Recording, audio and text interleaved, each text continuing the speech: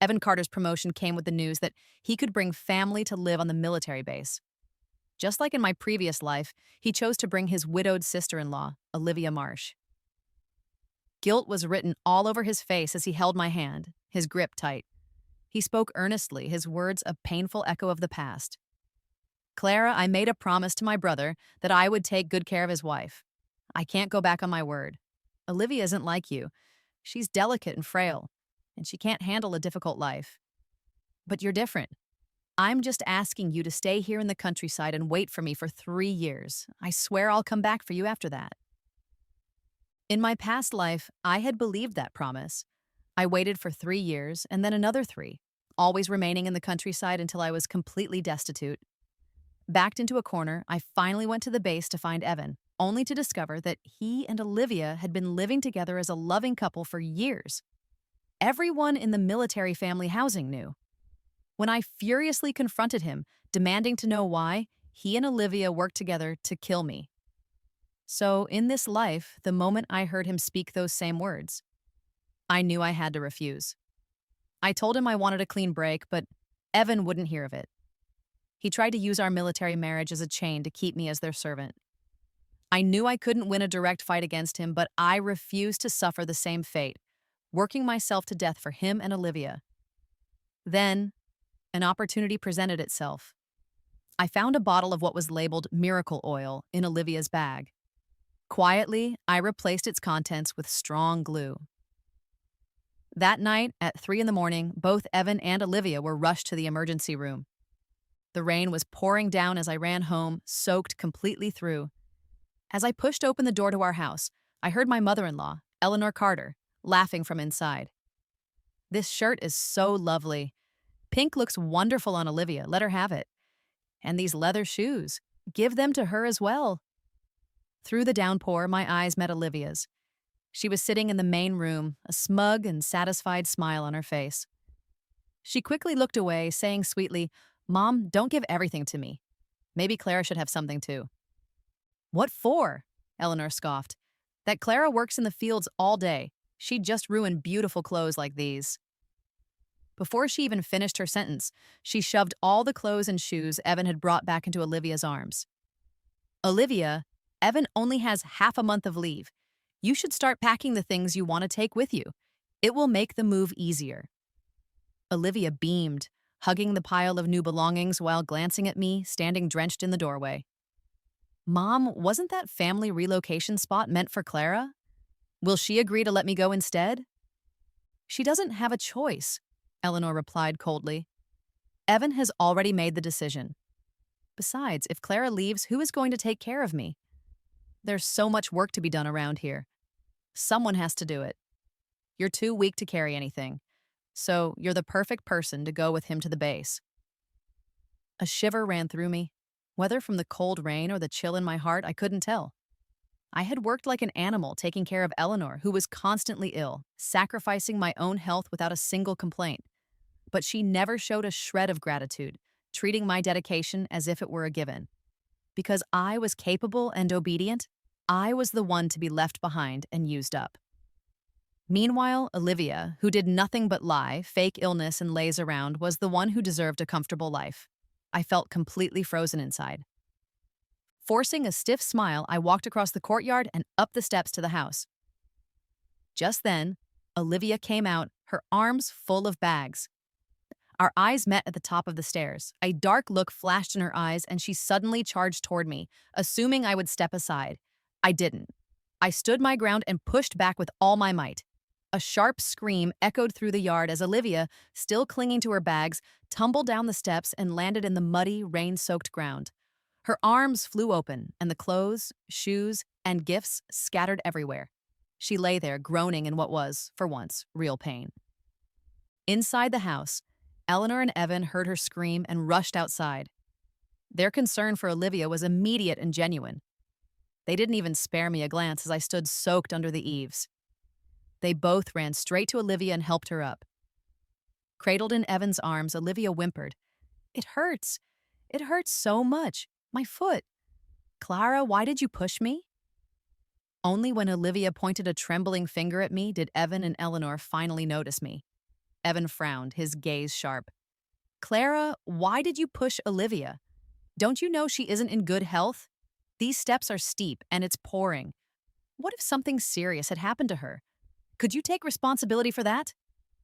Eleanor began shouting at me as well. Clara White, you are completely out of line. I'm telling you, if anything happens to Olivia because of you, don't blame me for getting nasty. Hearing them both take her side, a glint of satisfaction appeared in Olivia's eyes. Clinging to Evan's neck, she said in her soft, delicate voice, Don't blame Clara. She was probably just upset about the gifts. It's understandable. I'll split them with her. And you call yourself a grown woman, Eleanor snapped at me, her voice dripping with contempt. So petty over a few gifts that you'd do something this cruel to Olivia. How did our Carter family end up with such a cold-hearted daughter-in-law? She tore into me without holding back, then turned to Evan. Olivia is soaked and she's hurt. Take her to her room right now and help her change. Evan immediately picked Olivia up and carried her up the stairs, giving me an order as he passed. Clara White, go make a bowl of ginger tea. Olivia's body is weak. She can't catch a chill. Eleanor quickly gathered the scattered items from the yard and followed them.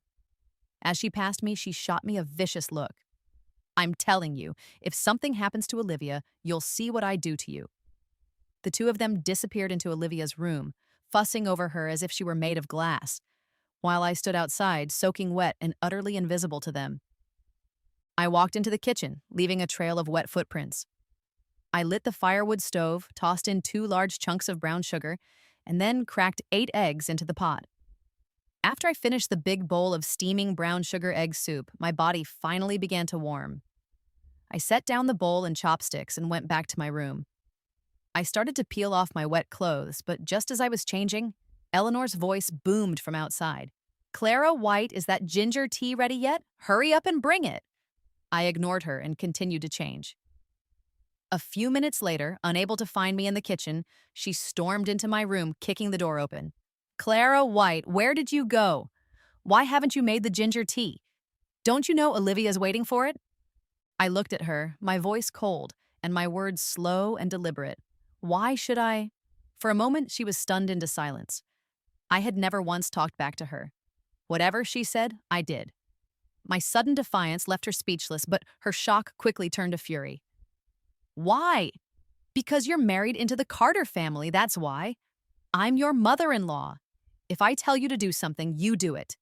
Now go make the tea, and while you're at it, wash Olivia's wet clothes too. I looked at the woman I had served for 5 years, wearing a shirt I myself had cleaned and ironed for her, and felt nothing but disgust. No. What did you say? You want to rebel now? Eleanor was livid, humiliated by my refusal. She lunged at me, her hand raised to strike, but her movements were clumsy. I easily sidestepped her, and she stumbled, falling hard to the floor.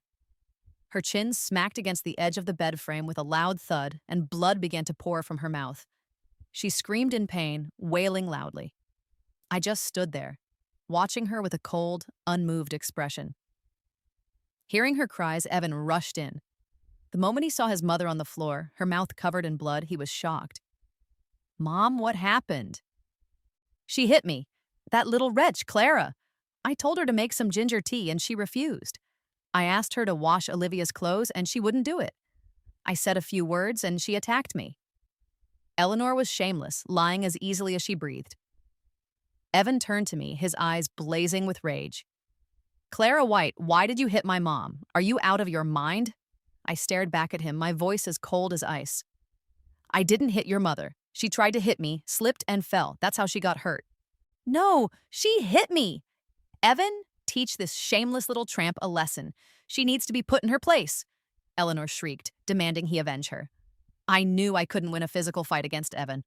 To protect myself, I stepped back and reached for the heavy wooden pole, leaning in the corner of the room, my fingers wrapping tightly around it. When Evan saw me grab the pole, his eyes widened.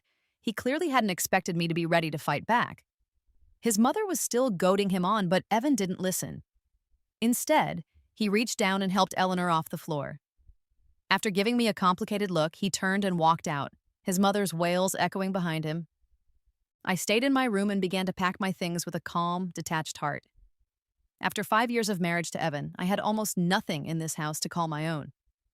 My clothes were all secondhand rags, and I didn't own a single pair of decent shoes.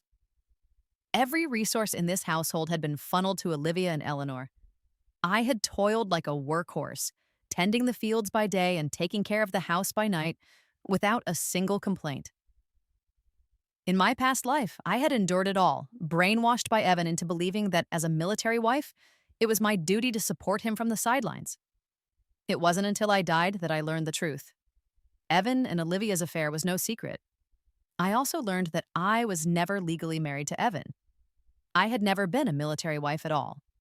Our so-called wedding was nothing more than a small meal with a few tables of guests. We had never registered our marriage. I was just a convenient placeholder. That was why, after he took Olivia to the base, he was able to officially marry her without a second thought. He wanted me to stay in the countryside, slaving away for his sick mother, while he made excuses for over a decade to keep me from ever joining him. He never sent a single penny. It was only when Eleanor's health declined and I went to the base for help that I discovered his lies.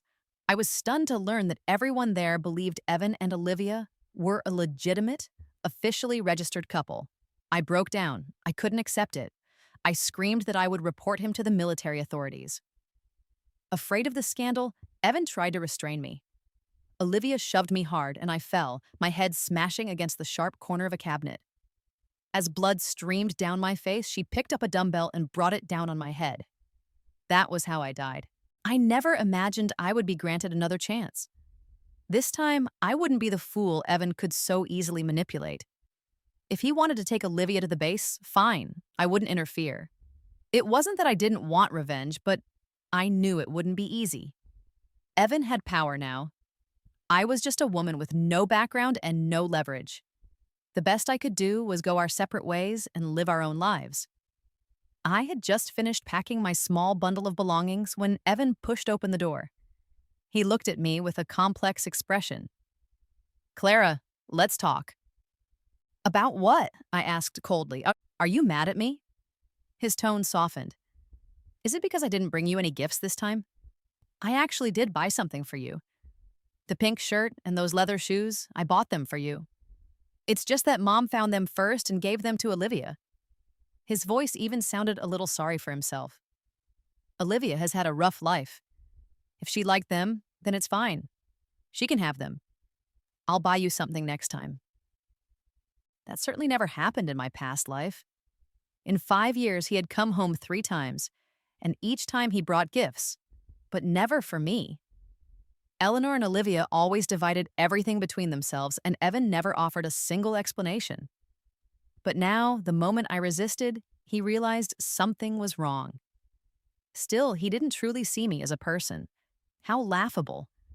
I had been his wife for 5 years, worked myself to the bone, and he still believed I should naturally step aside. Even after explaining, he couldn't resist scolding me. "Clara, how can you be so petty? You used to be so mature, so understanding. Why are you upset over a few gifts? I'll talk to Mom for you and smooth things over, but things with Olivia are different. You were wrong to push her and hurt her foot. You should go and apologize to her." He actually wanted me to apologize to Olivia. I had always known what kind of man he was, yet it still stung. I stared straight at him. "I didn't push Olivia, and I am not going to apologize no matter what you say, so don't waste your breath." My refusal stunned him. He looked at me with surprise in his eyes. "Clara, what's happened to you? You've changed into someone I don't even recognize." In my past life, I had put him on a pedestal, treated him like the center of my world. It made sense that he couldn't handle this version of me. He frowned, his voice serious. "Clara, you're a military wife. You should know that being a soldier's wife requires a different mindset. Even if this situation wasn't entirely your fault, I hope you can take a step back and apologize to Olivia." "Evan," I said clearly, "let me make this absolutely clear. I will never apologize to Olivia Marsh." Seeing how firm I was, his face darkened. He spoke each word with weight. "If you want to be with me, if you want to be a good military wife and support this family, then you need to apologize. Be reasonable." I cut him off. "I'm done trying to be your loyal shadow. If you want someone to support your career, find someone else. If you want the honor of being a military wife, then give it to someone who cares. I'm out. I picked up my small bundle and headed for the door. Evan choked slightly, then stepped in front of me, blocking my way. What do you mean? Say it clearly. I mean, I can't live like this anymore, I said coldly. I'm leaving. That's impossible. He gripped my hand tightly. You love me so much, Clara. How could you bear to leave me? He truly believed I was infatuated with him, willing to sacrifice everything without asking for anything in return. How ridiculous. I yanked my hand free. Back then, I was blind, but not anymore. We never even registered our marriage, so we're not legally husband and wife. I slaved away for your family for 5 years like a fool, and that's on me. But starting today, I'm done being your workhorse. I'm going to find my own happiness. Evan hadn't expected that. He stood frozen for a moment, then asked, Is this about not being legally married? If you want the certificate, that's easy. Tomorrow, I'll go to the village office, get the paperwork, and we'll make it official. This has nothing to do with a marriage certificate, I said flatly. I just don't want to be with you anymore. I'm tired of this life, tired of sacrificing everything for your family. I pointed to the patched clothes I was wearing. I've been married to you for 5 years, and I've never worn a new outfit, never had a full night's sleep, never even tasted a proper home-cooked meal. I've had enough. His eyes dropped to my worn, threadbare clothes, and a flicker of guilt crossed his face. I admit I've neglected you. Before my promotion, my salary was low, and I didn't have much to give. Yet somehow, Olivia always got everything. I had no choice, he said. But now things are different. I've been promoted. My salary has doubled. I'll give you half of it. You won't have to work so hard anymore. He probably thought that offering me money would be enough to keep me in line. He even brought up the topic of going to the base again. Clara, this time the military gave me a spot for a family member. According to regulations, that spot should have gone to you. But Olivia can't take care of herself. She's not well. So Mom and I decided she would go with me instead. A few years from now, after I've been promoted again and Olivia has found a job, I'll bring you over too. That's your business, I said. You don't need to discuss it with me. I'm leaving. I want nothing to do with your family's plans. Seeing that I was completely unmoved, his temper flared. He grabbed my hand again. Clara White, what do you want from me? I've already explained it. It's not that I don't want to bring you. I owe my brother, and I have to repay that debt. That's why I can only take Olivia for now. As for you, your health is great, you're hardworking. You just need to stay home and wait a few more years. That debt to your brother is your business, I replied. I don't owe him anything. Why should I be the one to sacrifice? If you want to repay him, do it yourself. Don't drag me into it. Without me, your so-called family maid, how would your Carter household even function? My sharp words made his face flush with embarrassment. What kind of mindset is that? How could you say something so outrageous? Oh, I'm the one being outrageous? I laughed coldly. Isn't your entire family acting insane? Here's what I don't get. What does your brother's death have to do with you? Was it your fault he died?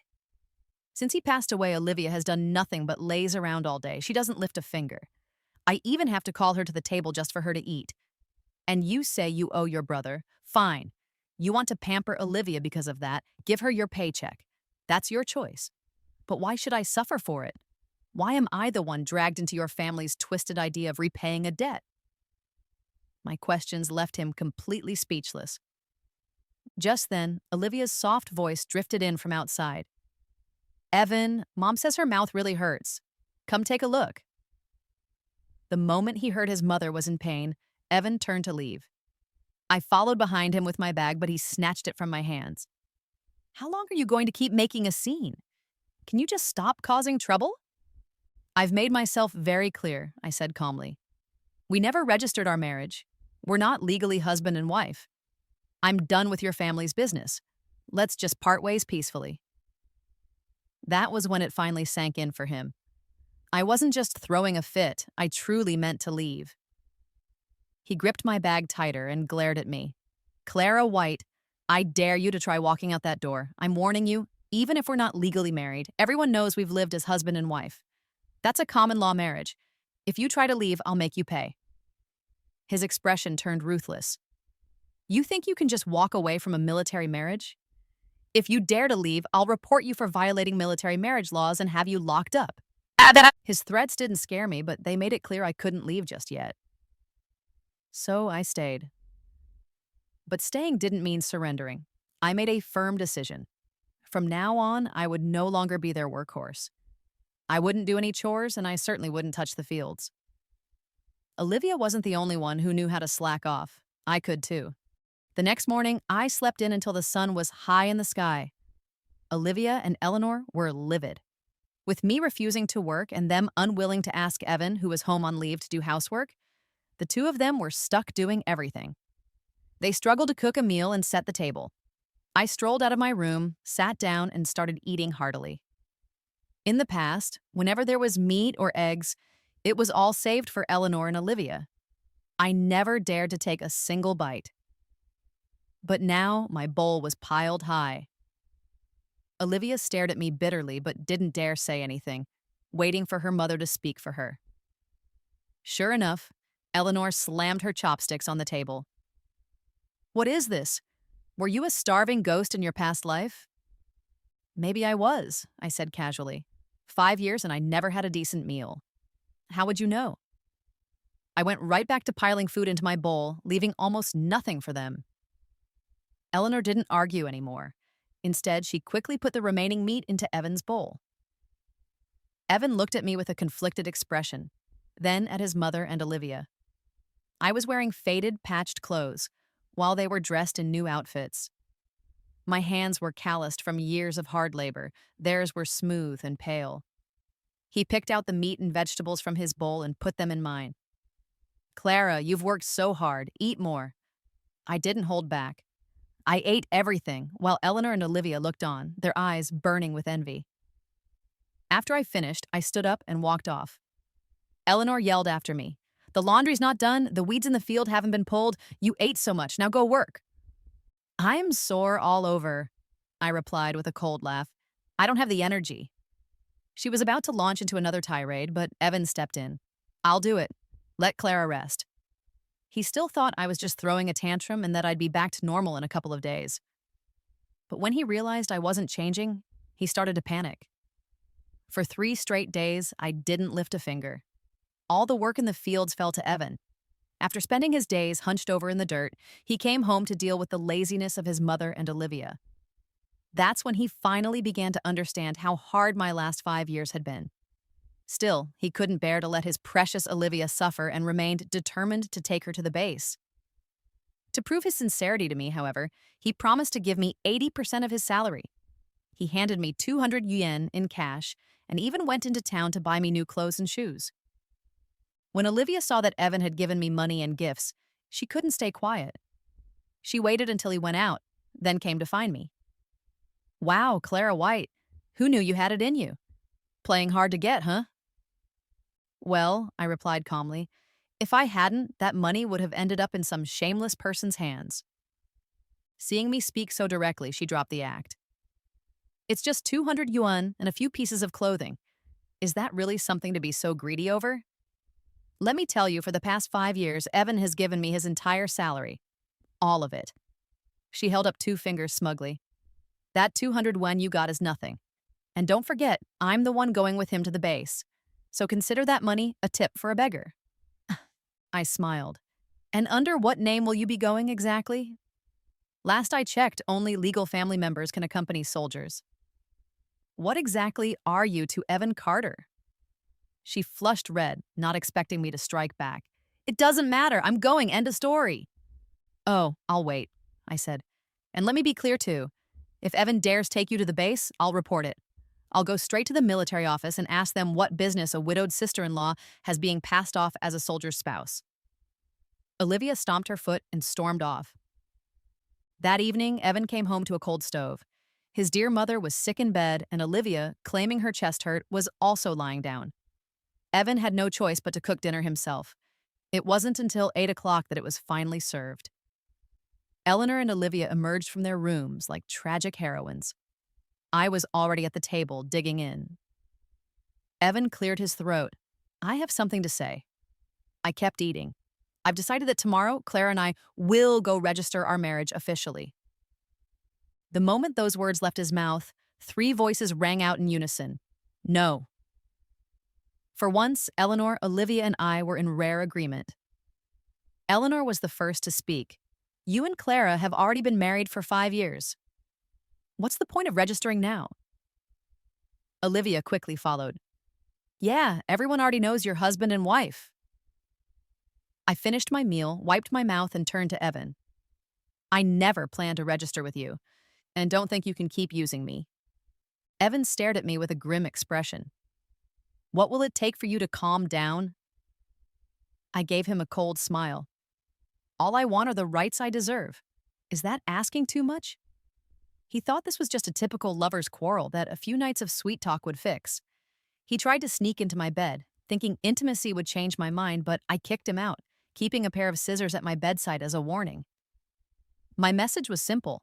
If he wanted to be with me, we'd get legally married, and I would go with him to the base as his lawful wife. That was the only condition. I set down my chopsticks and went back to my room, leaving him and his precious family to deal with their mess. I shut my door, but I could still hear the arguing outside. Eleanor was cursing me, and Olivia was crying her heart out. Then I heard a chair being kicked over. When Evan finally came into my room, he looked tired and worn out. He closed the door and stared at me. Clara, I'll take you with me. We'll go get the marriage certificate tomorrow. Really? I raised an eyebrow. Really, he said. Mom and Olivia both agreed. You've worked hard these past 5 years, and I owe you. Clara, I'm sorry. Let's have a baby together. He stepped toward me, but before he could get close, the scissors in my hand pricked his skin. He jerked back, bleeding. I stared at him and said each word clearly. We can talk about a baby after I've joined you on the base. Holding his bleeding hand, Evan stormed out and slammed the door. I locked it and slept peacefully. The next morning, Evan and Eleanor were nowhere in sight. Only Olivia was there, her eyes puffy from crying. She glared at me like she wanted to kill me. Nice move, she hissed. You really are the type to bite without barking. If Evan couldn't satisfy you, take it up with him, I scoffed. Don't come to me like a lunatic. You know, she stammered. Of course I knew. The house wasn't that big. Last night, after I kicked Evan out, he tried knocking on my door again. When I didn't open it, Olivia went to him, her voice sugary sweet. Evan, come sleep in my room. I'm staying with Mom. Evan refused. Later that night, I was woken up by a woman screaming and Evan shouting, Olivia, what are you doing? Followed by her pitiful sobbing that she was sleepwalking. Only Olivia knew if it was a mistake, but I found it strange. In my past life, didn't they live together shamelessly on the base? He was probably just afraid I'd catch him. Olivia glared at me. Evan and I have known each other for nearly 20 years. We used to be in love. If it weren't for that accident, I would have been the one to marry him. Oh, an accident? I snorted. Don't you mean a calculated decision? You weighed your options and chose to marry his brother instead. His brother had a stable job and could give you a comfortable life. Meanwhile, Evan was just a penniless soldier. My words hit their mark and her face turned crimson. So what if that's true? She snapped. Even though I married his brother, Evan's heart always belonged to me. All these years, he's used his brother's name as an excuse to help me. You've seen it. Let me tell you something, Clara White. Evan never loved you. You're just a compromise. A servant good for taking care of me and his mother. Oh, really? I replied. That might have been true before, but things are different now. Evan and I are about to register our marriage. Once we're married, I'll be going with him to the base, rightfully and legally, to enjoy the life of a military spouse. And you'll be stuck here in the countryside. I paused, then smiled sweetly. I hope you really enjoy that back-breaking life of yours. You wish, she snapped, glaring viciously before storming off. I watched her go with a cold smile. Olivia was panicking. She couldn't just sit back and watch us register our marriage. She had to fight back, and there was only one path left. Last night's stunt was her first attempt. It failed, but she would try again, and with Eleanor blindly supporting her, they were bound to act soon. All I had to do was wait. Later that day, Evan came back looking apologetic. He said that when he and Eleanor went to the village chief for the recommendation letter for our marriage, Eleanor suddenly fell and had to be taken to the hospital. The letter would have to wait. He asked me to go with him to visit her. I just followed him there. Eleanor was lying in bed, moaning theatrically, with Olivia dutifully at her side. The moment I walked in, Olivia shot me a look of pure hatred. "It's all your fault, you jinx," Eleanor snapped. "If you hadn't insisted on getting married, I wouldn't have fallen. You're a curse. You bring misfortune wherever you go." "Then I guess I owe her a husband," I said dryly, my gaze sharp as I looked at Evan and Olivia.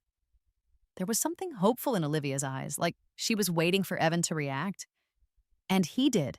He got angry, grabbed my hand harshly, and dragged me outside. "What kind of nonsense is that?" He tried to explain again about the marriage registration, how he promised we'd get it done. I listened, unimpressed. His words no longer moved me. Eventually, someone he knew came by and pulled him into a conversation. I seized the opportunity and slipped away. As I passed Eleanor's room, I noticed the door was tightly shut. A strange feeling crept over me. I moved closer and quietly listened.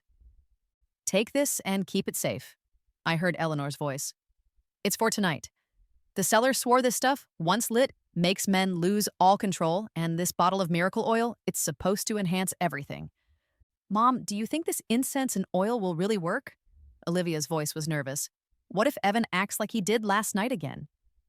"It'll work," Eleanor said confidently. "He likes you. He's always looked out for you. Listen to me. If you don't act now, you won't get another chance." "So Evan really plans to take Clara to the base and just leave me behind?" Olivia sounded desperate. "Of course not," Eleanor laughed coldly. "That's just a stalling tactic. Clara's clinging to him like she's gone mad, and you know how much work she does. If she left, all the chores would fall on me. We'll stabilize her for now. Liam thinks she's easy to deal with because she's got a crush on him. He says he has a plan. He's going to sleep with her and get her pregnant. Once she's carrying his child, she'll cave." "She can't get pregnant," Olivia panicked. "If she has his child, then I'll never have a chance." "That's what I'm saying," Eleanor replied darkly. "We can't let that cursed jinx have Evan's child. That's why I secretly bought this. Tonight, I'll distract Clara. You'll have your chance with Evan. Light the incense in my room when the time comes, and don't forget to use the miracle oil. Tonight is your last chance." Hearing this, a cold smile spread across my face. I turned and silently walked away. At 6 o'clock, Evan, Eleanor, and Olivia finally returned home to a cold, untouched kitchen. Eleanor started yelling the second she stepped through the door. "Clara White, who do you think you are? We get home and there's no dinner. What were you doing all day?" "I did cook," I glanced at her. "It's just all gone now." "You cursed wretch, how can you eat so much?" She stormed over and lifted the pot lid. When she saw it was empty, she nearly burst with rage. "Where did all the eggs and brown sugar go? Don't tell me you ate it all yourself." "Yeah, I ate all of it," I nodded. That wasn't true, of course. I had sold the red sugar and eggs, which I had earned with my own hard work. In fact, I had also sold the family's chickens, ducks, geese, and pigs. It was just too late in the day for them to notice. Their minds were on other things. Eleanor kept cursing while her stomach growled. Olivia finally offered to cook, but Evan, his face tight with tension, shook his head. "No need, I'll do it." He started preparing dinner while Olivia played the helpful assistant, and Eleanor hovered nearby, encouraging them. I watched the three of them from the corner of my eye, their warmth nauseating. Then, I turned and slipped quietly into Olivia's room.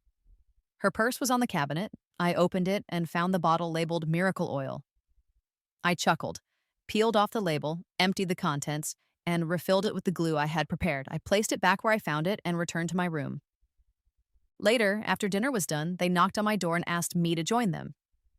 I replied that I didn't feel well and needed to rest.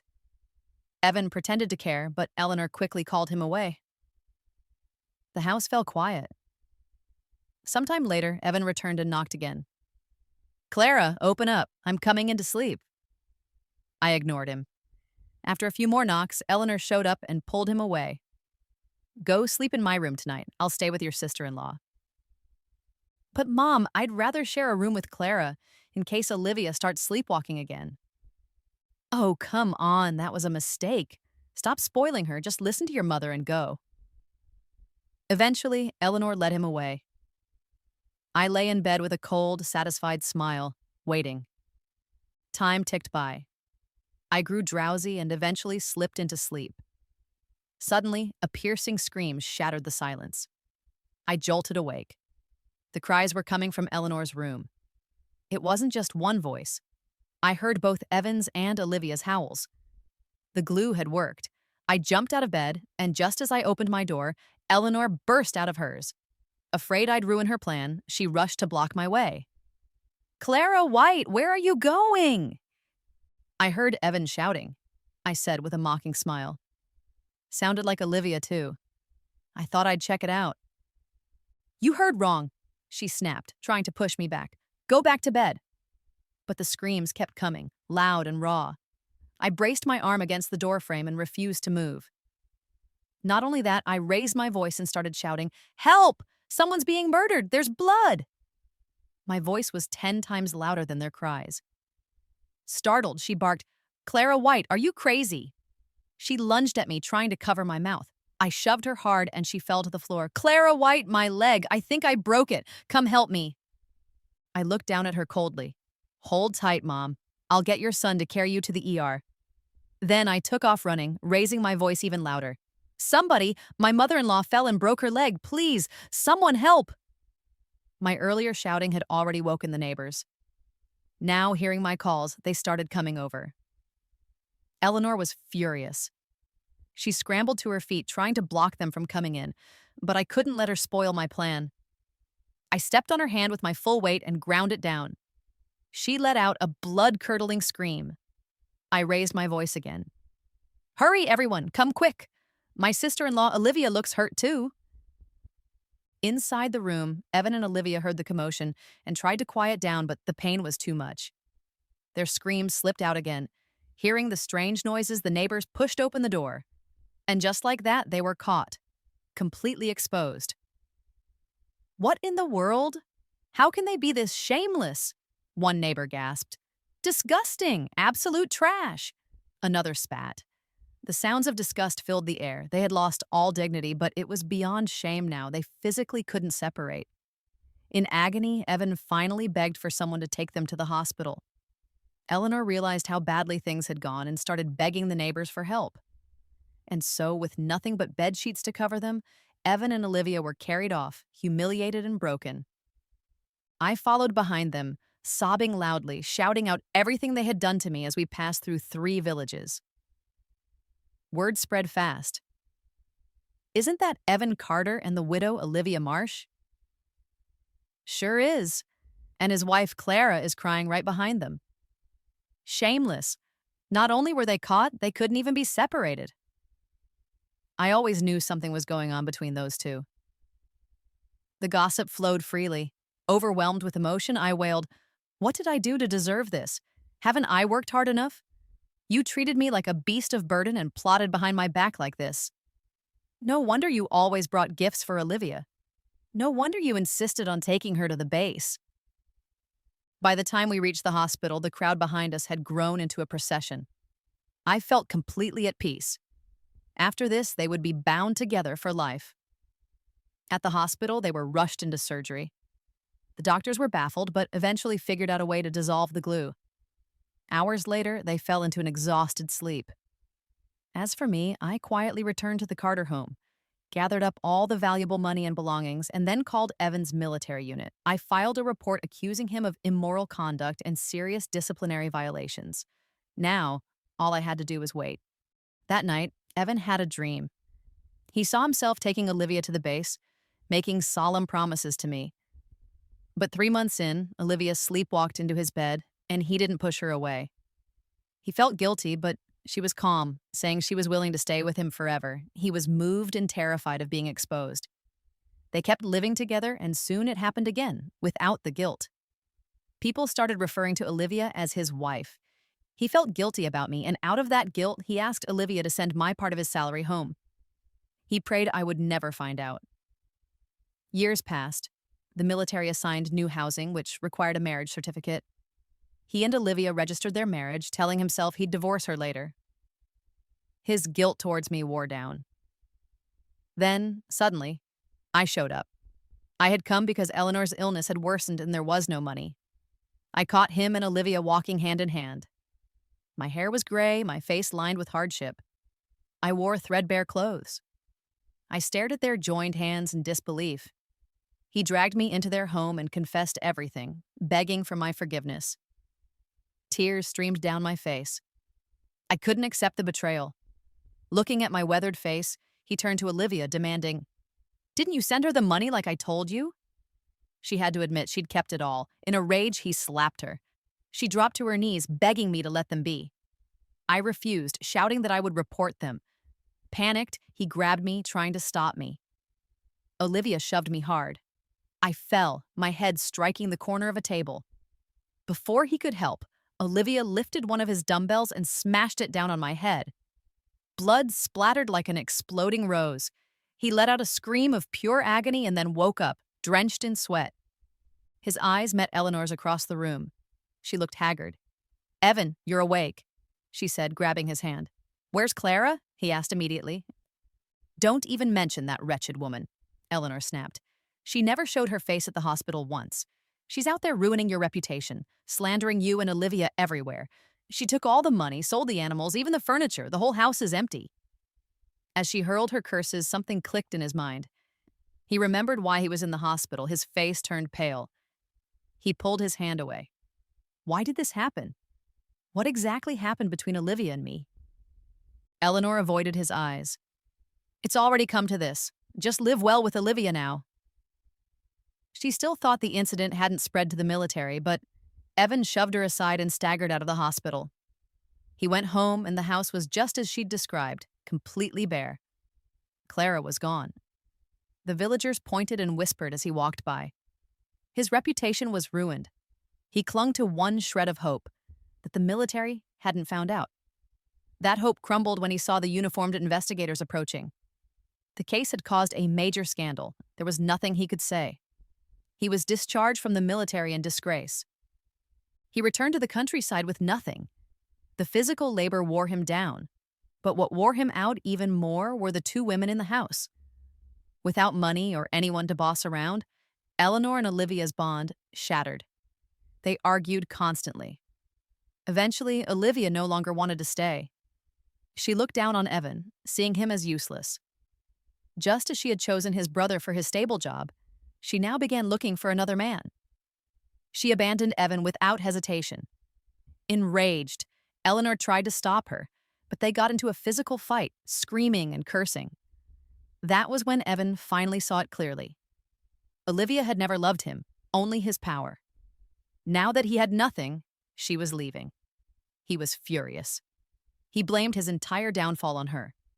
He believed she had plotted against him from the start. He was no longer physically functional, and he believed it was all because of her. He swore he would never let her go. He forced her to marry him, cornering her when she tried to run. They were officially husband and wife. 10 years passed, they had no children. Evan had turned to alcohol, and every time he got drunk, he beat Olivia without restraint. Her body was covered in scars.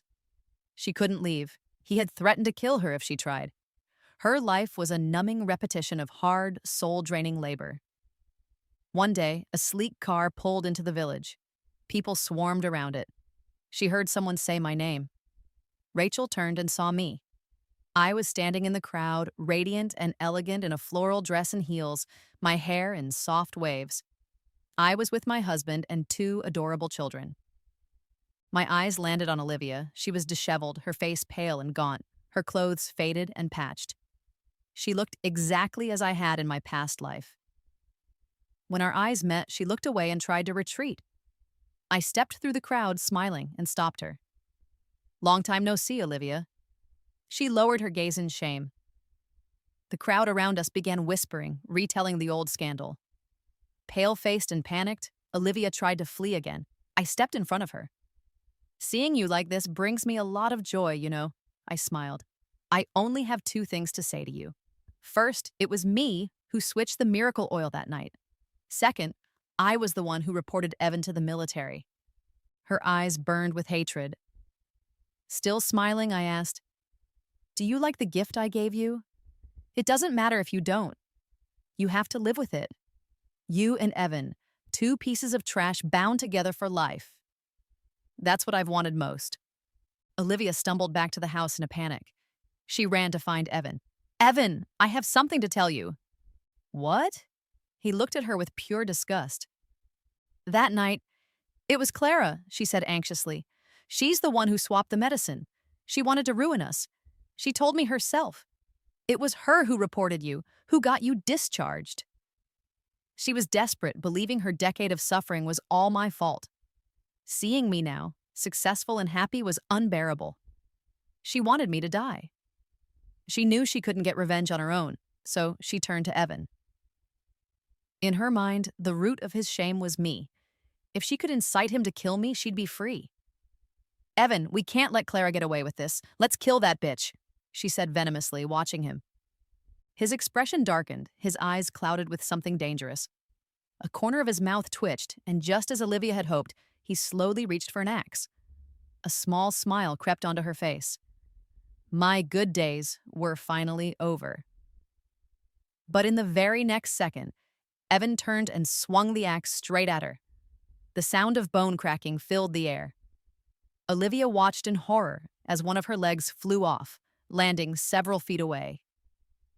Blood sprayed everywhere. The pain twisted her face as she collapsed. "Why?" she trembled. He answered with another blow. Looking down at her writhing in a pool of blood, he snarled, "You vile bitch. You ruined two lives, mine and Clara's, and now you want to use me again to hurt her? You really think I'm that stupid? Go rot in hell." The ambulance and police arrived quickly. Olivia, her legs severed, was rushed to the hospital. Evan, soaked in blood, was handcuffed and shoved into a police car. As he stepped into the vehicle, he turned and looked back, right at me in the crowd. Suddenly, he shoved an officer aside and lunged in my direction. People screamed and scattered, but I stood perfectly still. Evan dropped to his knees before me with a heavy thud. The officer lowered his raised weapon. I looked down at Evan, his eyes full of regret, his face ravaged with sorrow, and I slowly said 3 words. "I forgive you."